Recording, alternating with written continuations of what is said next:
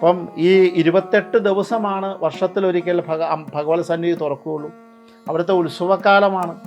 ഒരു 7 ദിവസം വ്രതങ്ങളൊക്കെ എടുത്ത്, നൊയമ്പൊക്കെ എടുത്ത്, നമഃശിവായ ജപങ്ങളൊക്കെ നടത്തി, കൊട്ടിയൂരപ്പനെ തൊഴുത്, ആ കൊട്ടിയൂരപ്പൻ്റെ അനുഗ്രഹം കൊണ്ട് കളത്ര പുത്ര സൗഭാഗ്യങ്ങൾ നിങ്ങളുടെ കുടുംബത്തിലേക്ക് പൂർണ്ണമായി വരത്തക്ക രീതിയിൽ നിങ്ങൾ അതിനെ ഒന്ന് പ്രാർത്ഥിച്ചാൽ അതിക്ഷേമമാണ്. ഞാൻ എന്തിനാണ് ഇത് പറഞ്ഞത് എന്ന് വെച്ചാൽ, കൊട്ടിയൂരപ്പനെ തൊഴാത്ത നിരവധി ആൾക്കാരുണ്ടാവും. അവർക്ക് പോകാൻ പറ്റുന്ന സന്നിധി അവർക്ക്, കാരണം വർഷത്തിൽ 28 ദിവസം മാത്രമേ ഉള്ളൂ. ലോകത്തുള്ള സകല അമ്പലങ്ങളും അങ്ങനെയല്ല. ആ വർഷത്തിൽ 28 മാത്രമുള്ള ഭഗവത് സന്നിധിയാണ്. അതുകൊണ്ട് അദ്ദേഹത്തെ പറ്റുമെങ്കിൽ പോയി തൊഴുന്നത് അതിഗംഭീരമാണ്, അതിക്ഷേമമാണ് തൊഴാത്തവർക്കും.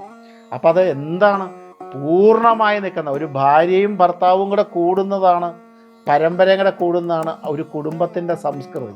അപ്പോൾ ആ കുടുംബത്തിൻ്റെ സുഖത്തിനായിട്ടും ആ കുടുംബ സമാധാനത്തിനായാലും ആ കുടുംബ സന്തോഷത്തിനായാലും സവിസ്തരം ആയുസ്സോടുകൂടി ജീവിക്കുന്നതിനാണെങ്കിലും സമാധാനത്തോടെ ജീവിക്കുന്നതിലും ഒരപമാനങ്ങളോ ഒരപവാദങ്ങളോ ഒരു സാധനങ്ങളും വന്നു ചേരാതിരിക്കാനും കൊട്ടിയൂരപ്പൻ്റെ പ്രാർത്ഥന അതിഗംഭീരമാണ്.